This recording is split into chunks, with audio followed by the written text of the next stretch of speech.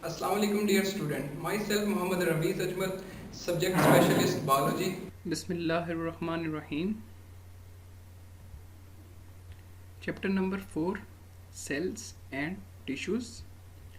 Contents of our topic are, first of all, osmosis, water balance problems in plant and animal cell, osmosis and guard cells, application of knowledge about semi-permeable membrane.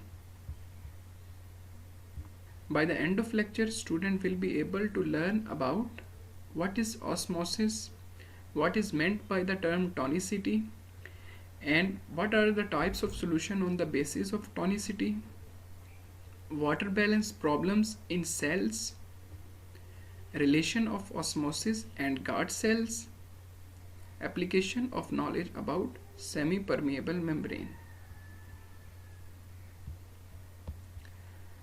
First of all, osmosis.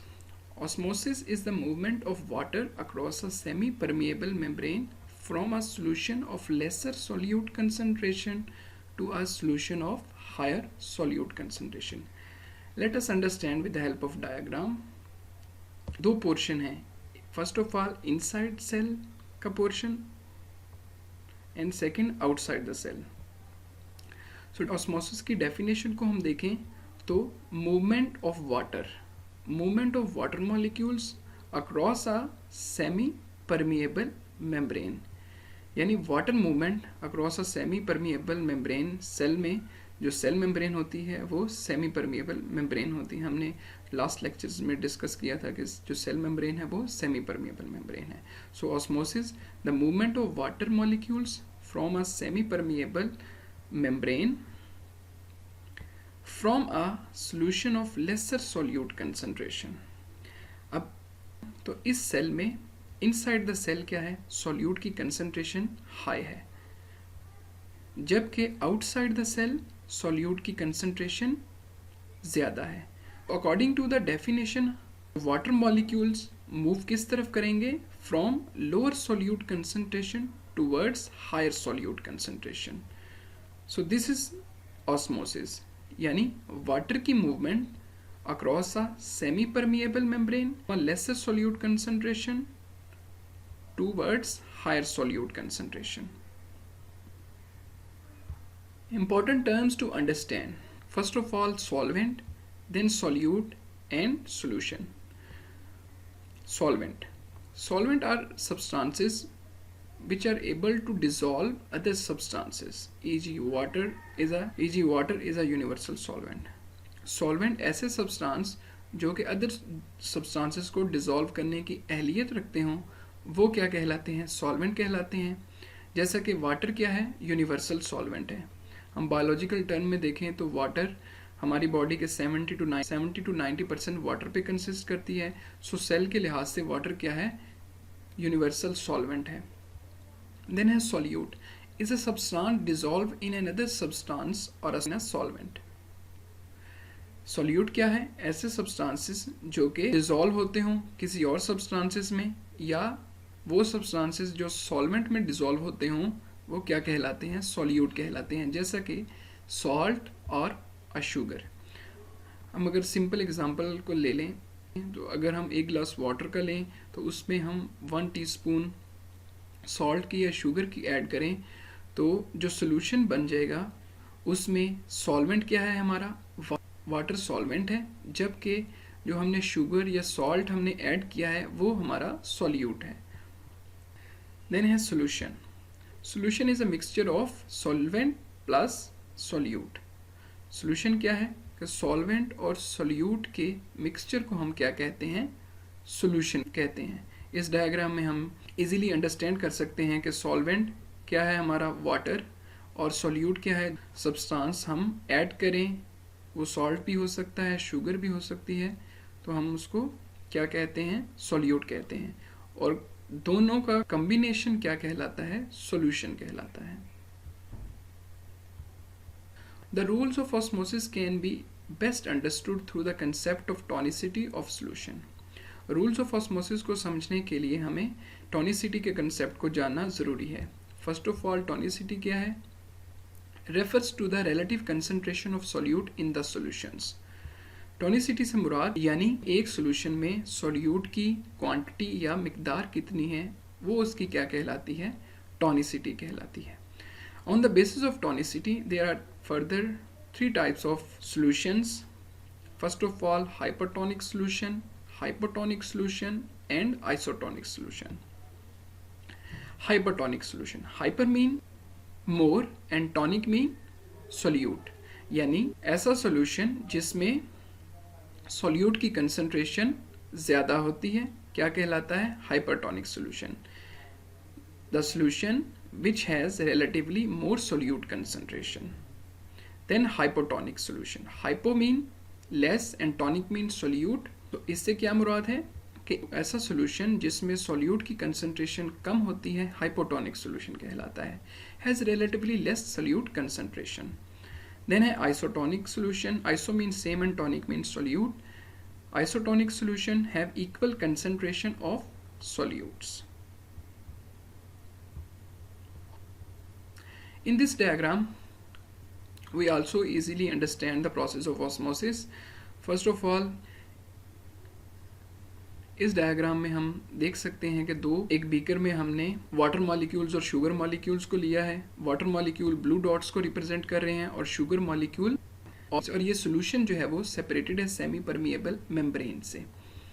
सो हम देखते हैं कि जो water molecule हैं, जो solute के molecule हैं यानी शुगर मॉलिक्यूल, वो एक साइड पे ज़्यादा हैं. सो जिस साइड पे सोल्यूट मॉलिक्यूल्स ज़्यादा होंगे उसको हम क्या कहते हैं, कंसनट्रेटेड या हाइपरटोनिक सोल्यूशन कहते हैं. और जिस साइड पे या जिस पोर्शन पे वाटर मॉलिक्यूल ज़्यादा हैं और जिस साइड पे सोल्यूट की कंसनट्रेशन कम है उसको हम क्या कहते हैं, हाइपोटोनिक सोल्यूशन कहते हैं. यानी डाइल्यूट सोल्यूशन भी हम इसको कह सकते हैं. ज़्यादा है कंसनट्रेशन सोल्यूट की, उसको हम कंसनट्रेटेड या हाइपोटोनिक सोल्यूशन कहते हैं.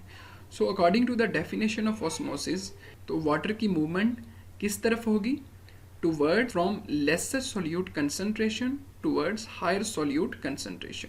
Water molecules move from dilute to concentrated solution. अब डाइल्यूट से मुराद यही है कि जहाँ पे सोल्यूट कंसनट्रेशन कम होगी, और कंसनट्रेटेड से क्या मुराद है, जहाँ पे सोल्यूट की कंसनट्रेशन ज़्यादा हो. So then by the process of osmosis the water molecules move from lesser solute concentration towards higher solute concentration. Now we discuss about the water balance problems, first of all in animal cells. In animal cell hypotonic solution, when a red blood cells is placed in a hypotonic solution, water enters and cell swells and may rupture like an overfilled balloon. जब हम animal के red blood cell को हम place करें hypotonic solution में, तो हमें पता है कि जो हाइपोटोनिक सोल्यूशन है सोल्यूट की कंसंट्रेशन उसमें कम होती है. सो जबकि inside the cell red blood cells जो सोल्यूट की कंसंट्रेशन है वो ज़्यादा होगी. सो वाटर मूव करेगा from lower solute concentration towards higher solute concentration, और इस मूवमेंट की वजह से क्या होगा कि जो सेल है वो स्वेल करेगा and it may rupture like an overfilled balloon, और वो की रप्चरिंग हो जाएगी या बर्स्टिंग हो जाएगी with the excess amount of water which are coming from outside to the inside environment या inside of the cell. So in hypertonic environment, e.g. fresh water, animal cell must have ways to prevent excessive entry of water. So hypotonic environment में जो organism रहते हैं उनके अंदर special type of adaptations होती हैं to remove excess entry of water, या उन स्पेशल सेल के अंदर ऑर्गेनेलीज होंगी जैसा कि कॉन्ट्रेक्टाइल वैक्यूल जो कि एक्सेस वाटर को रिमूव करेंगे फ्रॉम द सेल्स. लेकिन अगर सेल कंटिन्यूसली हाइपोटोनिक इन्वायरमेंट में को फेस करे उसकी बर्स्टिंग हो जाएगी. Hypertonic solution, when an animal cell placed in an hypertonic solution will lose water and will shrink in size. Hypertonic solution ऐसा सोल्यूशन जिसमें सोल्यूट की कंसंट्रेशन ज़्यादा होगी. ठीक है. अच्छा, अब हमने रेड ब्लड सेल को हाइपरटोनिक इन्वायरमेंट में या हाइपरटोनिक सोल्यूशन में प्लेस करवाया. सो हमें पता है कि आउटसाइड द इन्वायरमेंट सोल्यूट की कंसंट्रेशन ज़्यादा है, जबकि इनसाइड कम है. So water moves towards from lower solute concentration towards higher solute and in the process of this the cell loses water and will shrink in its size. और इसी वजह से जो सेल है उसका पानी बाहर निकल जाएगा और सेल का जो साइज है वो श्रिंक हो जाएगा यानी सुकड़ जाएगा. In a hypertonic environment, e.g. seawater, they must have ways to prevent excessive loss of water. Hypertonic environment ऐसे ऑर्गेनिज्म जो कि हाइपरटोनिक इन्वायरमेंट में मौजूद होते हैं, जैसा कि सी वाटर जो है वो क्या है, उसमें सॉल्ट की या सोल्यूट की कंसंट्रेशन ज़्यादा होती है, तो उन एनिमल्स में एक्सेसिव लॉस ऑफ वाटर्स में water certain type of ways होंगी to prevent excessive loss of.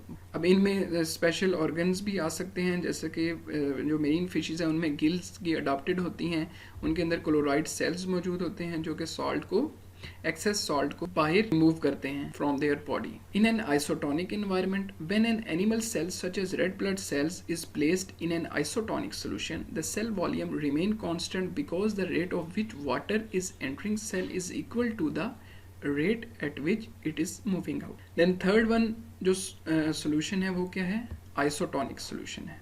Isotonic solution में रेड ब्लड सेल्स पे कोई एज सच इफेक्ट नहीं होता बिकॉज जो वाटर की मूवमेंट इनसाइड द सेल है और जो वाटर की मूवमेंट आउटसाइड द सेल है वो क्या होती है, इक्वल होती है, जिसकी वजह से जो सेल है वो उसका वॉल्यूम या उसकी शेप जो है, तो उसमें वाटर का वॉल्यूम और उसकी शेप जो है वो मेंटेन रहती है.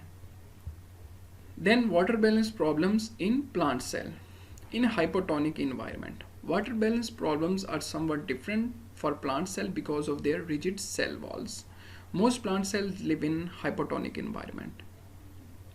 हम प्लांट्स की बात करें तो मोस्टली जो प्लांट्स हैं वो हाइपोटोनिक इन्वायरमेंट को फेस करते हैं, यानी हाइपोटोनिक इन्वायरमेंट में प्रेजेंट, और इनका मैकेनिज्म थोड़ा सा डिफरेंट होता है because of their rigid cell walls. Plant के केस में रिजिड सेल वॉल प्रेजेंट होती है, जबकि एनिमल्स में सेल वॉल प्रेजेंट नहीं होती. There is low concentration of solute in extra cellular fluids than in cells. So hypotonic solution में क्या होगा कि आउटसाइड द इन्वायरमेंट जो सोल्यूट की कंसंट्रेशन है वो कम होती है और इनसाइड द इन्वायरमेंट सोल्यूट की कंसंट्रेशन क्या होगी, ज़्यादा होगी. तो फिर क्या होगा कि वाटर मूव करेगा towards inside of the cell. Osmosis की डेफिनेशन में देखा तो ऑस्मोसिस के लिहाज से क्या होगा कि वाटर की मूवमेंट इनसाइड द सेल होगी. As a result, water tends to move first inside cell and then inside vacuole. तो फिर क्या होगा, सबसे पहले water inside the cell move करेगा और फिर सेल के वैक्यूल की तरफ एंटर होगा और फिर सेल के वैक्यूल में एंटर होगा. When a vacuole increases in size, cytoplasm presses firmly against the interior of cell wall which expands a little. Due to strong cell wall, plant cell does not rupture but instead become rigid.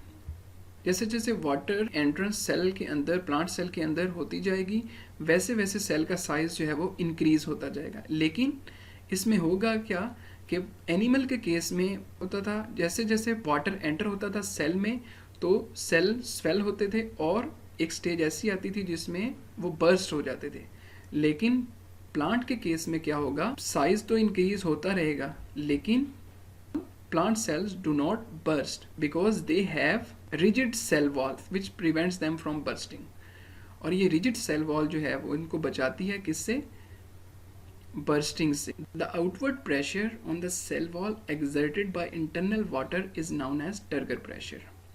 हम pressure को इस तरह define करते हैं कि जो outward pressure है किसका, इंटरनल वाटर का, किस पे, सेल वॉल के ऊपर, उसको हम क्या कहते हैं, टर्गर प्रेशर कहते हैं. और इस फिनोमिना को हम क्या कहते हैं, टर्गर कहते हैं.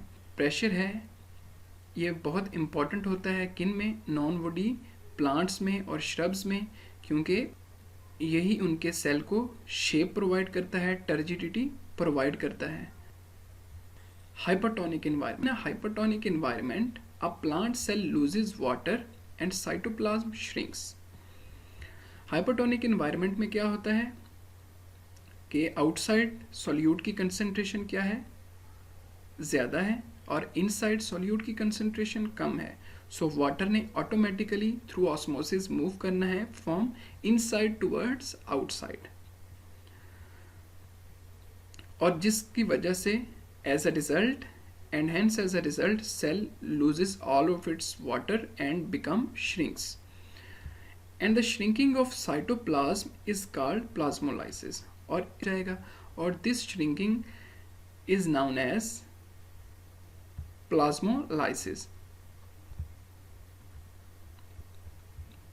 Water balance problems in isotonic environment. The net uptake of water is not enough to make the cell turgid and it is flaccid or loose or not firm. Isotonic solution में plant cell को रखा जाए तो हमें पता है कि isotonic environment में नेट अपटेक ऑफ वाटर क्या होती है. हमें पता है कि आइसोटोनिक एनवायरनमेंट में net uptake of water remains equal. So जितना पानी इनसाइड द सेल मूव कर रहा है उतना ही पानी आउटसाइड द सेल मूव करेगा, जिसकी वजह से जो प्लांट सेल है वो फ्लैसिड हो या वो अपनी टर्जिडिटी को बरकरार नहीं रख सकेगा and it become flaccid. Osmosis and guard cells. Stomata in leaf epidermis are surrounded by a guard cells. Leaf epidermis में स्टोमेटल ओपनिंग प्रेजेंट होती हैं जो कि सराउंडेड किससे होती हैं, गार्ड सेल से. अब इन स्टोमेटा का फंक्शन क्या होता है. स्टोमेटा का फंक्शन गैसेस एक्सचेंज में हेल्प करना, यानी ये इन्वायरमेंट से कार्बन डाइऑक्साइड को इनटेक करती हैं और ऑक्सीजन को रिलीज करती हैं. During day guard cells are making glucose and so are hypertonic, have higher concentration of glucose than their nearby epidermis cells. Water enters them from other cells and they swell. Guard cells glucose की formation कर रहे होते हैं, जिसकी वजह से होता है कि यहाँ पे हाइपरटोनिक इन्वायरमेंट क्रिएट होता है, यानी सॉल्यूट की कंसंट्रेशन यहाँ पे ज़्यादा हो जाती है. और नियर बाय जो एपिडर्मस सेल्स होते हैं उनसे वाटर कहाँ पे मूव करता है, from lower concentration of solute towards higher concentration of solute, जिसकी वजह से सेल क्या होते हैं, स्वेल हो जाते हैं. कौन से cell, guard cells. In this form, they assume a rigid pore shaped and a pore is created between them. यही वजह है कि जो गार्ड सेल हैं वो एक कमान की शक्ल को इख्तियार करते हैं and a pore is created between them. और स्टोमेटल ओपनिंग या स्टोमेटल पोर जो है वो क्रिएट हो जाता है. ये स्टोमेटल ओपनिंग है या इसको हम स्टोमेटल पोर भी कह सकते हैं, जिससे कार्बन डाइऑक्साइड इन होगी एंड ऑक्सीजन जो है वो या ऑक्सीजन रिलीज होगी. At night, when there is low solute concentration in guard cells, water leaves them and they become flaccid. At night क्या होता है, जब गार्ड सेल्स ग्लूकोज की फॉर्मेशन नहीं कर रहे होते, यानी फोटोसिंथेसिस का प्रोसेस नहीं होता डे टाइम, तो सोल्यूट होगी, जिसकी वजह से वाटर क्या होगा, आउटसाइड मूव करेगा and become flaccid. In this way जो गार्ड सेल हैं वो फ्लैसिड हो जाएंगे, अपनी शेप को लूज कर जाएंगे.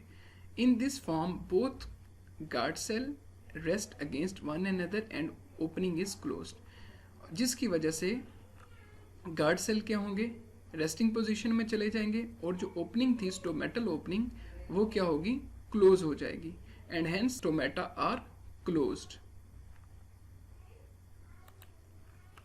Application of knowledge about semi-permeable membranes. The knowledge about semi-permeable membrane is applied for various purposes, such as, first of all, artificially synthesized semi-permeable membrane are used for the separation of bacteria from viruses because bacteria cannot cross a semi-permeable membrane. Bacteria और viruses की separation के लिए हम artificially synthesize semi permeable membrane को use करते हैं, because हमें पता है कि जो बैक्टीरियाज हैं वो लार्ज इन साइज होते हैं as compare to viruses, so they can not pass through a semi permeable membrane and but viruses can easily pass through this type of artificially synthesized membrane. Hence we can separate bacteria from viruses. Second, in advanced water treatment technologies, membrane-based filtration system is used.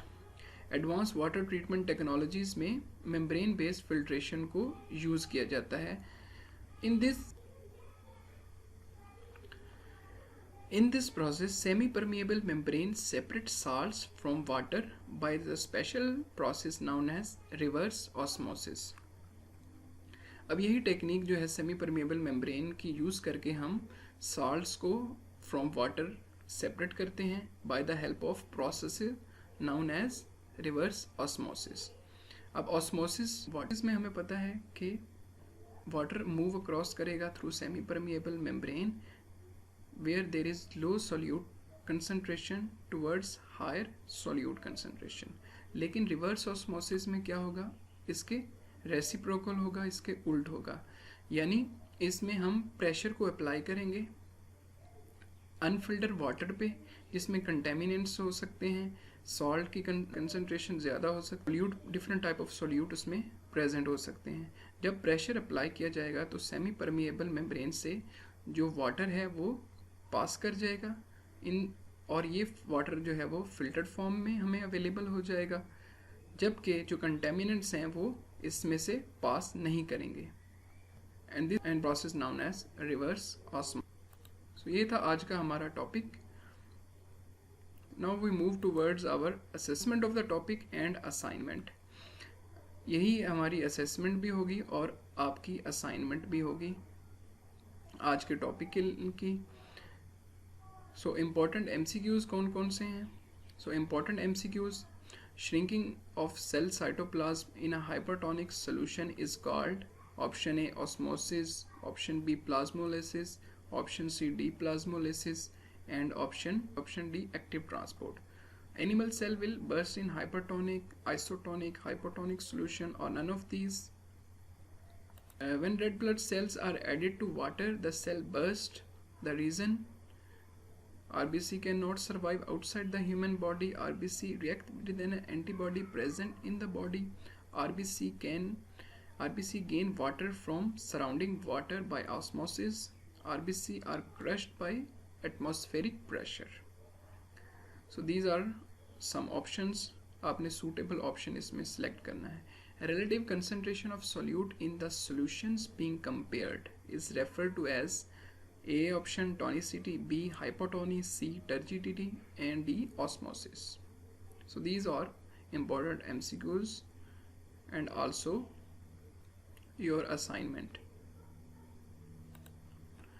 Now short questions की तरफ हम move करते हैं. Define the term tonicity. इसको भी हमने discuss. What are hypotonic and hypertonic solutions? What is turgor pressure? Give some application of artificially synthesized semi-permeable membrane. Important long questions. How animal deals with water balance problem in different type of environment in cell. How plant deals with water balance problem in different type of environment in cell. Write a short note on opening and closing of stomata. So this is all about today's lecture. I hope you can easily understand and please do your assignments. Shukriya and Allah Hafiz.